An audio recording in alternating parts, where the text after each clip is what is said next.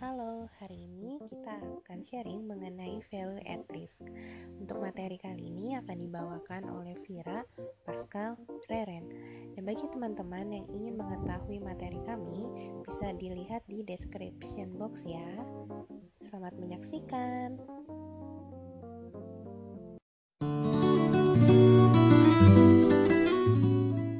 Saya akan menjelaskan tentang value at risk. Value at risk menurut Jorion adalah merupakan alat ukur untuk menghitung kerugian terburuk yang akan didapat selama periode waktu tertentu dalam kondisi pasar normal pada tingkatan kepercayaan tertentu. Lalu ada sejarah value at risk. Sejarah value at risk merupakan alat ekspektasi kerugian terburuk sepanjang waktu dalam risiko pasar normal pada suatu tingkatan kepercayaan tertentu. Bagi semua pengguna VAR ini merupakan suatu aplikasi pasif dari perhitungan risiko. Tapi untuk saat ini, VAR digunakan untuk mengontrol atau mengatur risiko secara aktif.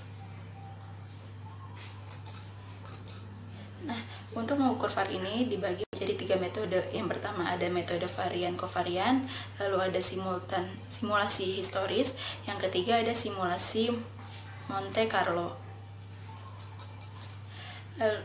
Untuk yang simulasi historis, sini kita memulai dengan data deret waktu atau time series pada setiap faktor risiko pasar, sama seperti kalau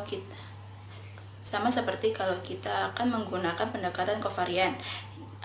Tapi ada bedanya, yaitu untuk pendekatan historis tidak menggunakan data untuk mengestimasi, sebab perubahan dalam portofolio dari waktu ke waktu menghasilkan semua informasi yang kita butuhkan untuk mengukur VAR itu sendiri. Untuk penilaiannya, meskipun simulasi historis sangat populer, secara relatif mudah dikerjakan, artinya menimbulkan beban juga. Khususnya untuk mendasari asumsi dari model ini menunjukkan adanya kelemahan, yaitu ada satu, masa lalu bukanlah kalimat pembuka. Yang kedua adalah tren di dalam kata. Yang ketiga ada aset baru atau resiko pasar. Selanjutnya ada modifikasi. Yang pertama ada whitening dari sistem Passmore, merupakan peramalan yang lebih baik di waktu yang akan datang berjarak dekat dengan imbal hasil yang berjarak jauh. Yang kedua ada combining historical simulation with time series models, yaitu estimasi VAR yang lebih baik bisa diperoleh dengan menggambarkan grafik suatu model deret waktu atau time series melalui data historis dan menggunakan parameter dari model untuk meramalkan VAR. Yang ketiga ada volatility upgrading, yaitu aset di mana volatilasi yang baru lebih tinggi dari volatilasi historis. Mereka merekomendasikan bahwa data historis disesuaikan untuk mencerminkan perubahan.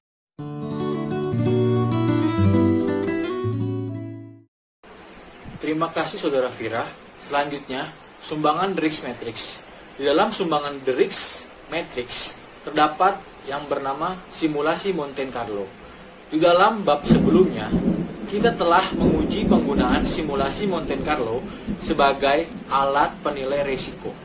Simulasi ini juga ternyata berguna dalam mengakses atau menilai VAR. Dengan berfokus pada probabilitas kekalahan melebihi suatu nilai khusus atau sudah ditentukan sebelumnya daripada terhadap seluruh distribusi. Selanjutnya, ada deskripsi umum. 2 langkah pertama di dalam simulasi Monte Carlo mencerminkan 2 langkah pertama pada metode varian kovarian, di mana kita telah mengenali resiko pasar mempengaruhi aset atau aset dalam suatu portofolio dan mengubah aset tersebut, atau maksudnya aset individu, ke dalam posisi instrumen yang dibakukan. Selanjutnya, terdapat penilaian. Meskipun simulasi Monte Carlo sering dipuji-puji sebagai yang lebih canggih daripada simulasi historis, namun banyak pengguna secara langsung menarik data historis untuk membuat asumsi distribusi mereka. Selanjutnya, ada yang namanya modifikasi. Seperti halnya dengan pendekatan lainnya, modifikasi pada simulasi Monte Carlo diarahkan pada kelemahan terbesar, yaitu perhitungan yang luar biasa banyaknya. Selanjutnya ada simulasi skenario. Satu cara untuk mengurangi beban perhitungan untuk memproses simulasi Monte Carlo yaitu melakukan analisis yang disebut over a number of discrete scenario. Frye menyarankan suatu pendekatan yang bisa dipergunakan untuk mengembangkan skenario ini dengan menerapkan suatu set kecil atau yang biasa disebut dengan shock yang ditetapkan sebelumnya dalam sebuah sistem. Selanjutnya ada Monte Carlo simulation with variant covariant method modification. Kekuatan metode varian covariant ialah kecepatannya dalam menghitung. Kalau kita ingin membuat asumsi distribusi yang diperlukan tentang normalitas imbal, hasil dan mempunyai matriks varian covariant, kita bisa menghitung VAR tersebut untuk setiap portofolio hanya dengan hitungan menit saja. Kekuatan pendekatan simulasi Monte Carlo ialah fleksibilitasnya yang ditawarkan kepada pengguna untuk membuat asumsi tentang distribusi yang berbeda dan berurusan dengan berbagai jenis risiko, akan tetapi memprosesnya secara sangat lambat. Sekian dari saya, selanjutnya akan dijelaskan oleh Saudari Reren. Terima kasih.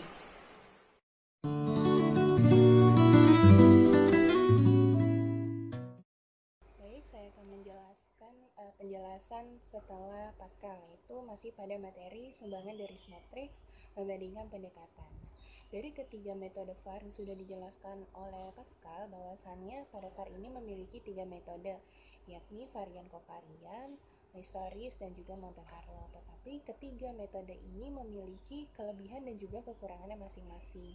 Misalkan salah satunya adalah metode historis, di mana metode ini menggunakan portofolio bisnis dalam kegiatan perhitungan VAR untuk memperhatikan perubahan yang akan terjadi pada kegiatan bisnis, sehingga untuk portofolio bisnis ini yang diamati itu adalah dalam jangka waktu tertentu dengan menggunakan time series.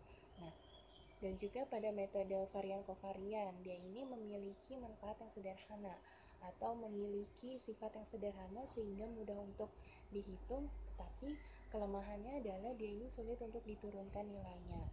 Dan juga ada perhitungan-perhitungan atau faktor-faktor yang menyebabkan beberapa hal tidak bisa dihitung. Nah, karena VAR ini menggunakan sistem nilai atau angka. Lalu pada metode Monte Carlo, Monte Carlo ini dia juga memiliki sifat atau dasar yang sederhana, tetapi dia ini lebih kepada probabilitas daripada kegagalan yang akan terjadi gitu. Jadi akan menghitung berapa kemungkinan yang akan terjadi jika kita mengalami kerugian di masa yang akan datang dan berapa nominal yang bisa kita gunakan dan juga kita manfaatkan. Selanjutnya pembatasan VAR. VAR bisa salah. Dalam perhitungan VAR bisa saja mengalami kesalahan, sehingga nilai daripada VAR itu tidak 100% akan menyelesaikan masalah. Nah, ada beberapa faktor mengapa VAR ini bisa dikatakan salah. Yang pertama adalah distribusi imbal hasil. Setiap VAR itu akan menghitung distribusi imbal hasil, yang mana jika kita langgar akan menimbulkan estimasi yang salah ke depannya. Contohnya, simulasi pada Monte Carlo. Pada metode ini dia akan menghitung distribusi imbal hasil, kan? Tetapi memiliki kebebasan dalam penggunaan jenis data distribusi imbal hasil, sehingga akan menimbulkan kesalahan dalam pertimbangan-pertimbangan yang akan datang gitu. Nah, dengan simulasi historis kita akan menganggap bahwa data imbal hasil historis itu akan mewakili data daripada distribusi imbal hasil untuk waktu yang akan datang gitu. Padahal hal tersebut adalah suatu hal yang sangat berbeda gitu. Lalu yang kedua itu adalah sejarah mungkin bukan peramal yang baik gitu. Dalam hal ini seperti pada metode historical tentu akan menggunakan portofolio bisnis, di mana itu akan melihat berapa dekade yang akan datang. Nah, kita perhatikan itu berapa perubahan-perubahan yang akan terjadi gitu. Misalkan varian kovarian itu dia menggunakan distribusi imbal hasil itu untuk menghitung historis dalam matriknya sendiri. Nah, untuk varian kovarian ini dia memiliki acuan yang dasar gitu, perhitungan yang dasar VAR itu ada pada varian kovarian gitu. Lalu historis, metode historis ini akan kehilangan nilai waktu gitu, karena di masa yang akan datang itu memiliki fluktuatif yang sangat berbeda masalah-masalah yang akan terjadi gitu, sehingga dalam time series yang digunakan itu belum tentu sama dari periode ke periode. Lalu pada Monte Carlo ini dia tidak menggunakan data historis gitu, sehingga sulit untuk diturunkan. Nah, contohnya untuk sejarah mungkin bukan peramal yang baik itu adalah pada harga minyak tahun 1992 hingga 1998. Nah, kalau kita hitung VAR-nya itu memiliki tingkatan yang rendah. Kenapa? Karena pada tahun tersebut itu dia memiliki harga minyak yang cenderung stabil gitu. Nah, ketika pada hal tersebut VAR ini tidak menghitung di masa yang akan datang dengan faktor yang berbeda tuh, sehingga pada tahun 98 hingga 2004 itu harga nilai minyak itu sendiri mengalami kenaikan gitu dengan faktor yang tidak bisa dihitung oleh VAR. Nah, lalu yang ketiga ada non-stationary correlations gitu, di mana VAR ini akan mengalami peningkatan ketika kesalahan korelasi yang meningkat. Jadi ketika tingkat korelasi ini meningkat, maka tingkat daripada VAR itu juga mengalami kenaikan. Nah, dampaknya itu akan berimbas kepada metode Monte Carlo, karena di penjelasan awal metode Monte Carlo itu lebih kepada probabilitas, menghitung probabilitas daripada kekalahan gitu ya, melebihi ketentuan sebelumnya daripada seluruh distribusi. Nah, ketika tidak adanya korelasi, maka tingkat VAR atau tingkat kegagalan itu akan terjadi gitu. Nah, makanya ini akan mempengaruhi nilai pada Monte Carlo. Oke, selanjutnya adalah pembatasan VAR yang kedua, yaitu fokus yang sempit. Perusahaan yang hanya bergantung pada VAR dalam mengukur resiko tidak hanya dapat mengalami kesalahan perhitungan, gitu, tetapi resiko yang dihadapi itu juga memiliki keputusan yang tidak baik gitu.